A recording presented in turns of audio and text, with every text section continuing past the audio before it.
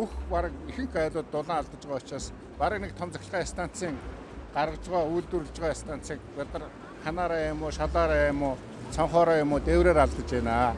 Нөгөө талаас энийг даван туулахын тулд улс орны болон өөрийнхөө эдийн засгийг хохироож байна. Яаж ийм вөхлөөр нэг портер машинаар өвлийг давчих хүн 10 портер машинаар давхлаар өөрийнхөө эдийн засгийг 10 дахин сүйдэлж байна. Дээр нь агаарыг 10 дахин илүү бохирдуулж байна. Тэр хэмжээгээр одоо хүмүүст одоо байгаль орчны одоо бас дөрөөлөлд оруулж байна гэж ингэж үзэж байгаа юм. Тийм учраас засгийн газрын 133 дугаар тогтоол батлагдаж ер нь одоо Монгол улсад барьж байгаа баригдсан энэ байшингуудад дулаан алдагдaltaгүй болох юм бол бид нар хамгийн ихний одоо амжилтанд хүрэх юм байна гэсэн энэ санааг гаргаж ирээд тэгээ хот байгуулалт барилга орон сууцлалтын яам бол үе шаттай олон одоо ажлуудыг хийж байна л да. Жишээлбэл бид нар гэр хооллын одоо технологи дамжуулах төвийг бүх дүүргүүдэд барьж байна. Яасан бэ гэхээр та би хинч байдгийг бидний ах нар дүү нар байшин барих мөнгөө цуглуулчихад яг ямар байшин барихаа мэдэхгүй. Барьсан байшин одоо найраа хийж хадгаа зүүсэн өдрөөс ахуулаад алдагдaltaй байх юм байна. Тийм учраас бид нар технологи дамжуулах төв дээрээвэл та ийм байшин барьчих юм бол огт дулаан алдагдал байхгүй, захилгааны хэмнэн, дулааны хэмнэн дээр нь та ипотекийн зээл хамрагдах болох юм байна. Та ийм байшин барьчих юм бол та байгалийн аян захилгаан өөр бас одоо газар хөдлөлтөнд төсвөртэй үлдэх юм байна гэсэн ийм одоо технологи дамжуулах төвийг хийж байна. За дээр нь агарын бохирдлоос сэргийлэхийн тулд дулаанаас гадна их усүрээ бид нар 10-10-аар нь 20-20-аар нь одоо газрын тэр 2-3 метрийн хүнд болдог биш. Газрын хөрсөн дээгүүр одоо сөөх хэлбэрээр нэг нь галлаад тэгээд бусд нь шууд дулаанаа авчдаг. Тэгээд нөгөө гарсан зардлаа 10-уулаа 20-уулаа хуваагаад төлчихдөг юм технологиг дуршиж байна. Тэгээ энэ бүх үйлдэлийг манай хувийн хөвчлийнхэн аль хүчээ оруулаад ирчихсэн үндсэндээ мөр хөтчөөл хийж чадахгүй байгаа юм. Тийм учраас бид нар бүх хувийн хөвчлийнхныгаа төрийн байгууллагуудаа энэ цуглаагаад тэгээд ард иргэдтэй 5 сарын 7-ны хүртэл за та ямар материалаар байшин барих юм бол дулааны алдагдaltaгүй болох нь байгалийн хүчин төсвөртэй байх нь та мөн ямар материалаар барьчих юм бол ямар хугацаанд ямар өртгөөр барих нь та ямар банкнаас зээл авч болох нь за барьсан байшин чинь одоо шууд ипотекийн зээлд яаж одоо хамрагдаж болох вэ гэж одоо ингээд ипотекийн зээл ярингуут хүмүүс энэ хөтөлбөрийнхаа арга замыг ойлгодгүй. Жишээлбэл бүх хүнийг л орон сууцуулах гэж юм шиг ойлгоод байдаг. Асуудал бол тийм биш шүү дээ. Өнөөдөр агарын бохирдол, хөрсний бохирдлыг одоо багасгахаас гадна дөнгөж айл болж байгаа залуучууд, оюутнууд, төрийн албанд ажиллаж байгаа хүмүүс, хөгжлийн бэрхшээлтэй энэ хүмүүст эхний орон сууцнд орох боломжийг хангах хэрэгтэй. Нөгөө талаараас тэр хэмжээгээр яндан буурж явах хэрэгтэй байхгүй. Гэтэл одоо өнгөрсөн 10 гаруй жилийн хугацаанд ипотекийн зээл хэрэгжсэн үү гэж хэрэгжсэн. Гэхдээ нэг хүн 2 авчихсан, 3 авчихсан, 4 авчихсан. Эхнэр нь 80 квадратыг аваад нөхөр нь 80 квадратыг аваад нийлүүлээд 160 квадрат амьдарч иж гэдэг юм уу? Ийм зүйлүүд байна. Нөгөө талаас төгжрөл энэ бөглөрл маш хэцүү болчиход байхад яг л хотын төвдөө өгөөд байсан. Тэгэхээр одоо бид нар яаж ийм өгөхлөөр хотоос гадагшин тэлж байгаа дэд төвөддөө энэ зээлээ өгөх хэрэгтэй юм байна. Дээр нь өнөөдөр төвлөрсөн Монгол Улсын нийт хүн амын 50% Улаанбаатар бат. Нөгөө талд нь маш том газар нутаг тархаа бодлогоо байгаа. Бас хөдөөгийн 21 аймаг иймсэн байгаа. Тийм учраас бид нар хөдөөгийн 21 аймгаа хот болгох Улаанбаатар хотын алдааг давтахгүй байх төвлөрлийг сааруулах ийм боломжуудыг бий болгож байна. Тийм учраас бид нар дагуул хотыг одоо хөнөө хот гэд барьж байна. Алстай хар хорин хот гэж төлөвлөж байна. За дээр нь Улаанбаатар хот манай Эрдэнэ дархан өдрөөл хуучин одоо социализмын үеийн өмчгөө байх үеийн хот учраас зам нь нарийнхан гаднаа ямар ч зогсоолгүй юм баригдсан. Тэр үед нэг айл нэг ч машингүй байсан. Өнөөдөр бараг нэг айлын өр хүрээ хүн болгоно машинтай болчихлоор зогсоол зам талбай чинь багталцахгүй гэж. Тийм учраас бид нар дагуул хотыг байгуулъя. За дээр нь хөдөөгийн 21 аймгийнхаа төвийг Улаанбаатар хот дархан Эрдэнэт хийсэн алдаагаа алдахгүйгээр тэнд байгаа хүмүүсийн амьдралын чанар Улаанбаатарт байгаа хүмүүсийн амьдралын чанар яг адилхан болчих юм бол одоо оюутнууд сургуулаа төгсөөд шууд өөрийнхөө орон нутг руу очих, өөрийнхөө сум суурин газар руу очих боломжийг нээх энэ боломжийг л бий болгож байгаа. Энд бол гол фокусыг дулаалга дээр бол энэ удаагийн үзэсгэлэн гарч байгаа. За ер нь бид нэр дулаалгыг эхлээд тавьснараа эрчим хүчийг хэмнэх энэ зүйл дээр бол гол одоо акценттай өгсөн. За энд бол шалны дулаалга ямар байх хэвтэй юм, таасны дулаалга ямар байх хэвтэй, гэрийнх, байшингийнх гэдээ ингэ явж байгаа. За би зүгээр нэг зүйлийг одоо сайн тал нь юу вэ гэхээр манай аж ахуйн нэгжүүд бол маш идэвхтэй оролцож байна. Аж ахуйн нэгжүүд бол бүтээгдэхүүнээ бол олоод ирчихэж байна. Одоо энд бол Солонгосын бүтээгдэхүүн, Хятадынх, Германых гэдэг ингээд аж ахуйн нэгжүүдийн талаас бол одоо хангалттай оролцоо итгэх бол байна. За дотоодын үйлдвэрч гэсэн бий болсон байна. За одоо дулаан хэмндэг, дулааны нь одоо алдагдaltaгүй байдаг хаан, за ингээ байшин угсардаг гэдэг янз бүрээр. За хамгийн одоо төвхтэй нэг зүйл энд харагдаж байгаа нь юу гэхээр зээлийн систем нь ерөөсөө ажиллахгүй байна. Одоо ингээ энд банкуд байна л та. Тэгэхээр бид нар бол энийг бол засгийн газар их хурл бол энийг шийдэх ёстой. Юу вэ гэхээр ногоон зээл өгнө гэждэг очихоор ногоон зээлийн хүүн одоо маш өндөр байгаа. Жишээлхэд 13, 14% гэдэг чинь энэ бол өндөрдөө л орно шүү дээ. Тэгэхээр бид нар энэ хүүг бууруулах чиглэлээр ажиллахгүй бол ер нь энэ агаарын бохирдлыг бууруулах энэ систем өөрөө одоо нөгөө л олон жил явсан шиг л дахиад ингээл гацаатай явна. Энэ зээлийн системийг шийдчих юм бол аж ахуйн нэгжүүд бол хангалттай оролцоо бол гарах юм байна гэж харсан. За хоёрдугаарт иргэд бас энд авахд маш төвхтэй нөхцөл байдлууд байд юм байна. Сая одоо нэг хүн надад гомдол мэдүүлж байна л да. Тэтгэврийн хүн би бол хангалттай одоо тэтгэврээ авдаг. Тэгээ байрны дулаалгын зээл авъя гэхээр тэтгэврийнхэнд өгөхгүй гэдээ ингэж байна. Хөдөө орон нутгийнхан бас зээл авахд хүрэхгүй байна гэдэг ийм зүйлүүд яригдж байгаа. Тэгэхээр энэ зээл авах, хөнгөлөлттэй зээл авах энэ процессыг бид нар сайжруулахгүйгээр энэ нийт асуудал бол бас төдийлөн амжилтанд хүрэхгүй гэдэг яаж байна. За манай яам бас энэ дэлхийн ногоон хөгжлийн корпорац, за манай Монгол улс байгаа ногоон хөгжлийн корпорац бид нар хамтраад энэ байгаль дээлтэй технологиг Монгол улсад нэвтрүүлэхэд хөнгөлөлттэй зээлийн асуудлуудыг бол одоо шийдээд явж байгаа. Нийт одоо 300 сая долларын одоо хөнгөлөлттэй зээлийг оруулах энэ гарын өсгөөд бол зурагдаад ингээд явж байгаа. Тэгэхээр энийгээ бид нар хурдвчлаад энэ асуудлыг ахын бол бас энэ дулаалгын ажил, агаарын бохирдлын ажил бол маш хурдцтай явах юм байна. Тэгэхээр бид бол өнөөдөр энд ингээ аж ахуйн нэгжүүдтэй уулзаад бүгдээрээ л хөнгөлөлттэй зээл, ногоон зээл авъя гэж иргэдтэй уулзахад биднэрт тэр баг хүүтэй зээл байна уу, бид нар авъя гэдэг ийм зүйлүүд ярьж байна. Тэгэхээр одоо энийг нь сайн сайжруулах юм бол аж ахуйн нэгжүүдийн зүгээс бол үнэхээр бас баярлалтай байна. За манай агаарын бохирдлын үндэсний хороо бол одоо намраас өмнө нийт энэ түүхийн нүүрс төлдөг 173 уурын зух, түүхийн нүүрс төлдөг 2262 аж ахуйн нэгжүүдээ бол хариуцж авсан. За эднэртэйгээ бол ингээд ажиллаж байна. Дахиад юун дээр очил гацж яах гэхээр дахиад хөнгөлөлттэй зээлэн дээр очил гацж байгаа. Тийм учраас энийг засгийн газар дээр бас сайн ярьж шийдэх юм бол энэ асуудал өөрөө бараг төрийн оролцоогүйгээр өөрөө иргэд аж ахуйн нэгжүүд бол амжилттай ард нь гарч чадах юм байна гэж үзэж байна. Ирэх 25-аас 26 оны галгааны үйлдэлд бол Улаанбаатар хотын хатууд усны хэрэглээг бол 30-аас 40% бодтойгоор бууруулах юм. Энэ хэмжээгээр 5 дахь түвшийн маань үйлдвэрлэл бас тэр хэмжээгээр багасна.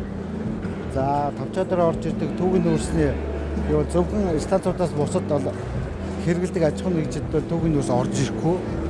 Тэгэхээр одоо манай аж ахуйн нэгж маань юу иргэд маань юу хэрэглэх ёстой вэ гэвэл за 30% нь бол газ болон эрчим хүч шилжих. За бусад их үйлдвэрлэл шилжихээр болохоор үйл ажиллагааны зардал өндөр бол гарна гэдэг айдас бол аж ахуйн нэгж иргэдэд жоохон тийм болгоомжтой байх шиг байна. За энэ гарч байгаа зардлыг нөхөх ямар боломж вэ гэвэл энэ өдөө цэвэр дулаалгын асуудал. Ер нь бол дулааны үйлдвэрлэж байгаа газруудын судалгаа, дулаалга хийж байгаа компаниудын хийсэн судалгаа үзэхэд бол дулаалгын хийснээс бол 40-60% эрчим хүчний хэрэглээ дулааны хэрэгцээг дулаан хангадаг одоо юуны хэрэгцээ бол багасна гэсэн юм дүн гарсан байна. Тийм болохоор өнөөдөр одоо зохион байгуулж байгаа арга хэмжээний хамгийн гол нь айлгын аж ахуйн нэгж маань бол дулаалгаа юугаар хийх вэ? Ямар шинэ технологи гарсан, ямар шинэ үйлдвэрийн бүтээгдэхүүн гарсан гэдэг нь энэ үндснээр бид танилцуулах юм. Одоо энэ уран талааны цагт бол бид л аж ахуйн нэгж айлгын маань дулаалгаа хангах юм бол ирэх өвөл бид бол утаагүй өвлжих юм боломж байгаа. Утаагаа одоо өнгөрсөн 24-25 оны галгаанаас бол 30-аас 40% бууруулах юм бодит боломж байгаа. За би нэг юм хэлэхэд бол хатуу түлшийн хэрэглээг л бид 30-40% багасгана үйлдвэрлэлийн хэмжээгээ. Энэ хэмжээгээр бол аж ахуй нэгжүүд бол айл өргөд маань дулаалгаалга сайн ханх хэрэгтэй гэдэг юм хэлбэр. Одоо манайхан бол уламжлалгаар гарын дорох материалаар дулаалгаа хангадаг бол энэ бол тэр болон үр дүнтэй биш юм байна. Тэрнээс дэвшилт технологи гарсан байна. 2024 оны 10 сард Монгол банкны ипотекийн зээлийн санхүүжилтийн журманд бол одоо амны орон сууцанд энэ 6% зээлийг олгож болохоор ийм зохицуултууд орж ирсэн байгаа. За гол асуудал нь юу вэ гэвэл энэ амны орон сууцанд чи ер нь 50-д хүнсэн шалгуур нь юу байх вэ гэдэг асуудлыг бол яригдж эхлээд за тэгээд хот байгуулалт барилга орон сууцлалтын сайдын 2024 оны тушаалаар бид нар Best Gear гэдэг үнэлгээний аргачлалыг батлуулсан. За энэ үнэлгээний аргачлал нь өөрөө юу вэ гэвэл ер нь байшингууд маань өөрөө эрчим хүчний хэмнэлттэй, ариун цэврийн байгууламжийн хувьд бол одоо нөхөн жорлонгүй хөрс бохирдуулахгүй. За дээрээс нь дулаан алдагдал нь өөрөө одоо байгаа зохицуултаасаа 30%-аар одоо бага байхаар ингээд зохицуултанд орсон байгаа. Тэгэхээр хэрвээ арилжааны банкнаас одоо зээл авах гэж байгаа иргэн маань байх юм бол тэр одоо Best Gear үнэлгээний аргачлалын шаардлага хангасан зураг төслөө бариад очих юм бол арилжааны банкнаас зээлээ эхлээд авчна. За зээлээ аваад байшингаа бариад байшин маань ашиглалтанд ороод дуусны дараа бүтээгдэхүүн маань өөрөө 6% зээл болоод одоо 20 жилийн хугацаатай гэдэг юм уу ийм зээл болж өөрчлөгдөх ийм зохицуулалттай болоо явж байгаа. За ингэснээр өөрөө ямар давуу талууд үүсэж байна гэвэл сүүлийн жилүүдэд ипотекийн зээлийн их үүсвэрийг бол одоо нэмэгдүүлж байгаа. За өнгөрсөн жилүүдэд жилд ойролцоогоор 800 орчим тэрбум төгрөгийн санхүүжилт гардаг байсан бол 1.2 их найдын зээл ингээ гараад эхэллээ. Энэ зээл гаргах нэмэгдэхийн хэрээр зах зээл дээр нийлүүлж байгаа нийтийн зорилттой орон сууцны үн бас тодорхой хэмжээнд өсөх нөлөөлөл болоо ороод байгаа. Тэгэхээр энэ нийлүүлэлтийн эргэлтийг нэмэгдүүлэхийн тулд нөгөө талаа бас амны орон сууцны бүтээгдэхүүнийг хөгжүүлэх бас эргэлтийг нийлүүлэлтийг нэмэгдүүлж үн өөрөө докторж явах өрсөлдөхүйц байж бол чадна. Тэгэхээр үүн дээр нь гол нь амны орон сууцныхаа зээлийг гаргаад явж байгаа ийм зохицуултууд бол байна. Энэ жилийн үед бол хот байгуулалт барилга орон сууцлалтын яамнаас нийслэлийн 3 дүүрэгт одоо яг энэ хөрс агаар орчны бохирдлыг бууруулах зорилтын хүрээнд Чингэлтэй дүүрэг, Сонгон айрхан дүүрэг, Баян зүрх дүүргүүдэд бол амны орон сууцны мэдээллийн төвүүдийг бол нээсэн. За энэ хүү төвүүд маань ер нь бол ямар зорилготой вэ гэхээр иргэд өөрийнхөө баригдсан байшин яаж эрчим хүчний эмнэлтэд болох вэ? Яаж дулаалах вэ? За өөрийнхөө газар дээр шинээр яаж амны орон сууц одоо ногоон эко барих уу, ашиглалтын зарлагыг бууруулах уу? За мөн энэ хүү төвүүдэд маань болохоор бас төвүүд маань бас онцлогтой байгаа. За Сонгон айрхан дүүргээр ихэвчлэн технологийн шийдлүүд, технологи дамжуулах төв ажиллаж байгаа гэсэн үг. За Чингэлтэй дүүрэгт болохоор ерөнхийдөө амны орон сууц одоо гэр хороолт ихтэй учраас яаж одоо баригдсан байшингаа илүү дулаалж, сайжруулж эко болгох уу чиглэлийг 20 гаруй компани, 80 гаруй төрлийн одоо ногоон эко бүтээгдэхүүнүүд бас байрлаж байгаа. Хот байгуулалт барилга орон сууцлалтын яам энэ хамтарч зохион байгуулж байгаа яамдуудаас бүр ингээд шүүлтүүртэй одоо бүх банкны ногоон зээлд хамрагдах боломжтой, банкудтай гэрээтэй ийм компаниудыг бол оруулснараа онцлогтой байгаа. Тэгэхээр ерөнхийдөө иргэд маань зөвхөн байшин барилгаа барихаасаа илүү одоо өөрийнхөө бохирын одоо нөхөн жорлонгүй болгоё гэвэл бохирын системүүдээсээ сонгоод газар дээр нь зээлээ шийдвэрлэх боломжтой. За сэргээгдэх эрчим хүчний шийдлүүд, за сүүлийн үеийн гарч байгаа халаалтын компаниуд ч байт юм уу те. Тэгэхээр энэхүү зөвхөн байшин барилга гэхээсээ илүү технологиудыг бас энэ ногоон зээлээр авах боломжуудыг бүрдүүлж байгаа. Бүгд одоо ногоон эко шошготой, хурлын гэрчилгээтэй, банкны зээлд хамрагдах боломжтой ийм компаниуд оролцож байгаагаас онцлогтой. Тэгэхээр иргэд маань одоо энэхүү дулаан байшин үйлдвэрлэг дээр ирээд өөрийнхөө одоо гэр байшин тохиолдож байгаа одоо те асуудлыг тодорхойлуулад, онцлуулад мэргэжлийн зөвлөгөөгөө авуулаад одоо энэ банкуд дээр газар дээр нь зээлээ судлуулад явах боломжийг бас энэхүү өдөрлөг маань олгож байгаа болохоор нэлээд ач холбогдол өгж бас компаниуд оролцож байгаа. 2025 онд нийслэл Улаанбаатар хотод нийт 51,080 айл өрхийг одоо гэр байшингийн дулаалаад тэгээд хийм болон цахилгаанаар халдаг төхөөрөмжийг нэг удаа үн төлбөргүйгээр суурилж өгье гэж байгаа. Тэгээд мөн гадалгааны улиралт буюу 5 дугаар сар 9 дугаар сарын 15-наас 5 дугаар сарын 15-ны хүртэлх хугацаанд нийтдээ 900 мянган төгрөгийг одоо хэрэглээний үнийн урамшуулал гэдгийг олгоё гэд нийслэлийн иргэдийн төлөөлөлтийн хурлаас одоо тогтоолоор бас баталсан байгаа. Энэ журмыг баталсан байгаа. За энэ журам дээр яах вэ гэхлээр гэр байшингаа дулаалчихсан. Тэгээд хатуу түвшний хэрэглээнээс татгалцсан тохиолдолд энэ урамшуулал одоо хамрагдана. За тэгээд энэ ганц одоо тавигдж байгаа зүйл нь болонгууд хэрэглээнийхээ төлбөрийг төлсөн байх ёстой. За тэгээд хатуу түвшнээсээ хэрвээ буцаад хатуу түвшээ одоо хэрэгэлдэг болцсон байх юм бол анхнаас нөө суйрлуулсан төхөөрөмж болон ажлын хөлс эдгээр зүйлүүдийг нийслэл авъя гэж байгаа. За одоо бид нар энэ чэнэс ямар зүйлүүдийг иргэд олон нийтэд танилцуулж байна гэхлээр за нийслэл Улаанбаатар байшинг одоо ингэж дулаалъя, гэрийг бид нэр ингэж дулаалъя гэж байгаа. За нийслэл Улаанбаатар хот бол нийт одоо дулаалгын ажлын 75% орчим хувийг нь бид нэр нийслэлээс хариуцъя гэж байгаа. За үүн дээр юу орох вэ гэхлээр ханын дулаалга, дээврийн хөндийн дулаалга, за тэгээд нөгөө цонхны амгалгааг нь бид нэр хийгээд өгье гэж байгаа.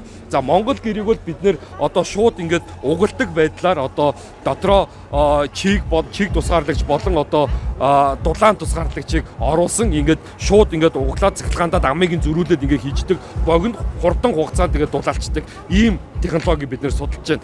За эдгээр дулаалгыг хийснээр нийт эрчим хүчний хэмнэлт маань бол гэр дээр бол нэг 70 орчим хувиар эрчим хүчний хэмнэлт бол үүснэ. За байшин дээр бол нэг 50-60 орчим хувийн одоо эрчим хүчний хэмнэлт үүснэ гэж байгаа. За ингээд эрчим хүчний хэмнэлт маань үүсэд ирсэн тохиолдолд бол яах нь байх нь одоо нөгөө айл өрх маань одоо төлж төлөх нь 2.5 дахин хүртэл одоо ингээд буураад эхэлнэ. Тэгэхээр үүнтэй холбоотойгоор агаарын бохирдол маань үрдэл дагаад энэ агаарын бохирдол маань буурна нөгөө газ руу түлээд ирэхээр одоо ард иргэдийн маань эрүүл мэндэд хүртэл одоо ач тустай нөгөө нүүрсний одоо гарч байгаа тэр тоос дортог одоо нөгөө харшил өгөх гэдэг асуудлууд маань угаардах гэдэг асуудлууд маань бүгдээрээ байхгүй болоод ирнэ гэдэг ийм ойлголтыг одоо төлөвлөгөөг бид нэр зориод 2025 онд 51080 айл буюу одоо энэ чинь харах юм бол Чингэлтэй дүрэг, Сонгой хайрхан дүрэг, Баянгол, Баянзүрэг, Сүхбаатар дүргүүдэд бид нэр одоо эдгээр айлуудыг одоо эхний ээлжиндээ хамруулсан байна.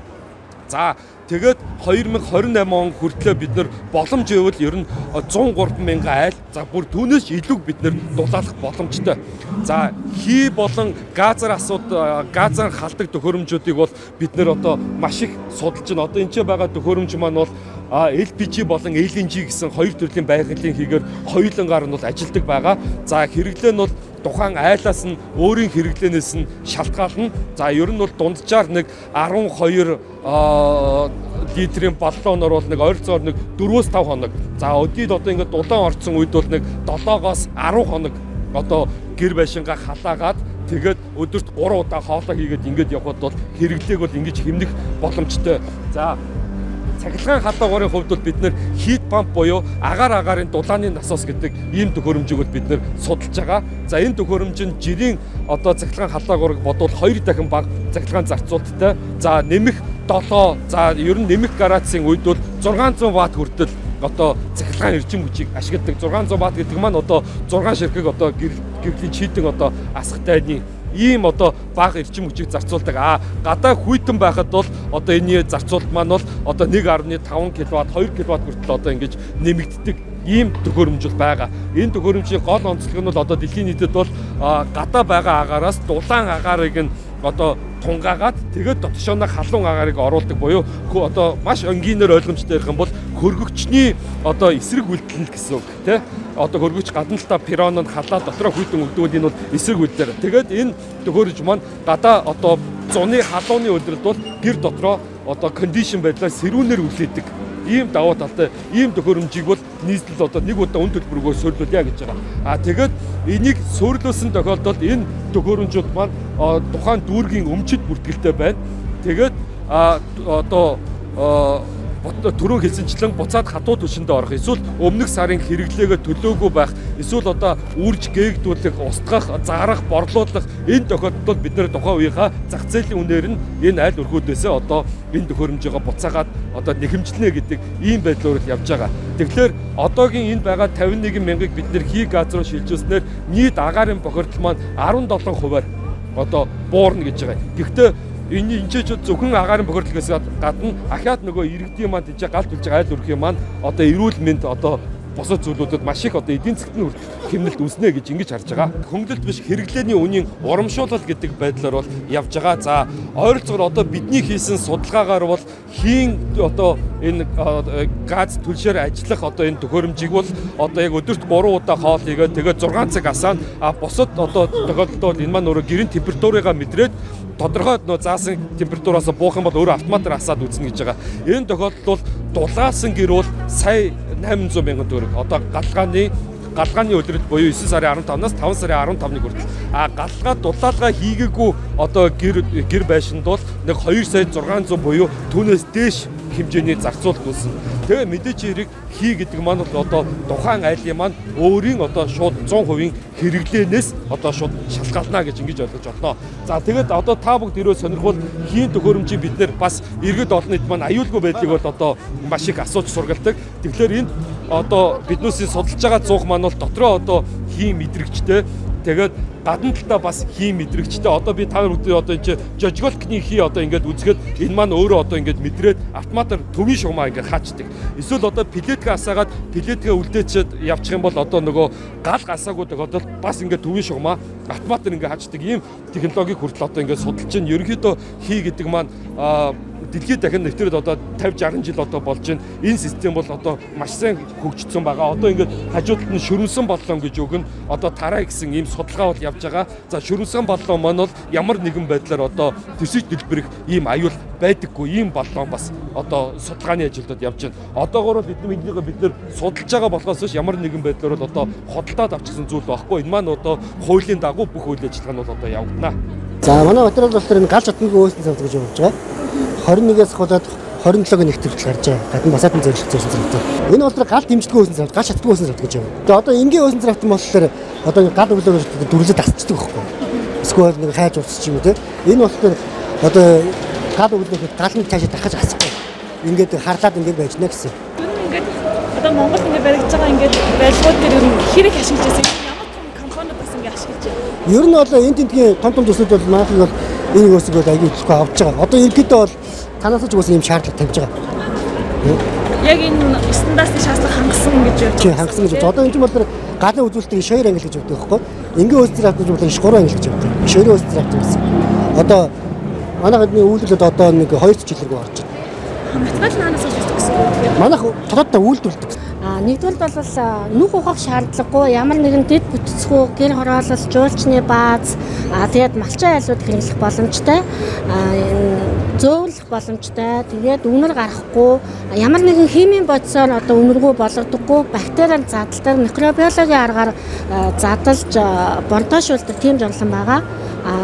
Захлагаанд залгана 220-оор ажиллана. Яг өөрийнх нь бордоошуулдаг савн гэвэл одоо тэнд тийм бордоошуулдаг сав байгаа. Энэ савнда одоо нэг удаадаа 0.5 литр буюу хагас литр усаар бохроо татаад, ялгцаа татаад тэгээд савнда бордоошуулаад шингэн бордоо болгож гаргадаг. Нөгөө нэг 0 маань бол ямар ч ус хэрэглэхгүй ер нь бол хөвдөн бордоо болгодог тийм одоо ийм 0 байгаа. Ер нь бол хоёр төрлийн жонлонгийн шийдэл байгаа гэсэн гэр хороололд ашиглаж болдог. Үнэр гарахгүй, ялаа батхан шавахгүй, эрүүл ахуйн шаардлага хангасан маш их ус баг хэрэглэдэг байгаль дээлтэй эко бүтээгдэхүүнүүдээр амжилттай. Дулаан байшин нээлттэй өдрлөгт оролцож байгаадаа маш их баяртай байна. Тэгээд хөгжлийн бэрхшээлтэй иргэдийг дэмжин одоо барилга хот байгуулалтын яам нь одоо хөгжлийн бэрхшээлтэй иргэдийн юунаас нөгөө ерөнхий газраас бас ингээд дэмжин бидрийг ингээд бас энэ одоо өдрлөгт оролцож байгаад бас маш их баяртай байна. Яг гэвэл энэ өдрлөг маань болохоор мэдээж одоо барилга байгууламжтай холбоотой тийм өдрлөг байхгүй. Гэтэл бол энэ дээр бол хувцас сонор бол огт байхгүй. Одоо тоон дотор үсэг тууж явж байгаа гэдэг шиг иймэрхүү юмд ингээд одоо ийм өдрлөгт одоо оролцуулж байгаа болохоор ингээд бас нэг айгүй гоё дэмжлэг болж байна. Энэ нь болохоор нөгөө 2025 оныг болохоор хөгжлийн бэрхшээлтэй иргэдэд хөдөлмөр эрхлэлийг дэмжих жилдээ холбоотойгоор яамдууд маань бас ингээд хөгжлийн бэрхшээлтэй иргэдэд ингээд тийм байгууллагуудыг бас ингээд дэмжиж байгаа нь одоо маш их таатай байна. Тэгээд бас одоо яг энэ дээр ингээд яг ингээд бас ингээд шинэ барилга барихтай одоо орон сууц гэдэг одоо янз бүрийн юм багш. Манайхан болоод бас айгүй сайхан юм хийдэг болчихжээ. Тэгээд одоо сүүлийн үеийн барилгуудаа харин барихтаа яг хөгжлийн бэрхшээлтэй иргэдийнхээ нэг тийм стандартад нийцсэн тийм барилгаа барьж ивэл их таатай байна. Тэгээд бас ингээд баярлаа. Тэгээд энэ өдөртөд оролцож байгаа. Таны удаас сая хэллээ шүү дээ. Ингээд хөгжлийн бэрхшээлтэй иргэдийн стандартад нийцүүлсэн барилга барих гэдгийгсэн шүү дээ. Таны удаас тийм стандарт гэхээр бас яг юу хэлж байна те яг одоо ингээд налуу шатдаг байхгүй юу? Одоо налуу шат нь одоо тийм 2.5 м ч юм уу одоо тэр чинь бас нэг тийм ингээд нэлээд ингэж налуулж орж ирдэг. Тэгэхгүй манайхан ч айгүй өндөр ичдэг гогцон өндөр тийш чинь тэрэгцэртэй гарч идэх. За тэгээд нөгөө нэг шатны нөгөө юу бакет нөгөө шалны нөгөө нэг мэдрэгчтэй одоо тэр шатуудыг бас тавих. Тэгээд за хонх монхон дээр одоо нөгөө нэг хонхны одоо нөгөө юун дээр гээд бас мэдрэгч ингээд тавьж байгаа байх. Тэгээд тэр дээр эдрийг нь бол бас айгүй сайн шийдэж өгвөл бас зүгээр байна.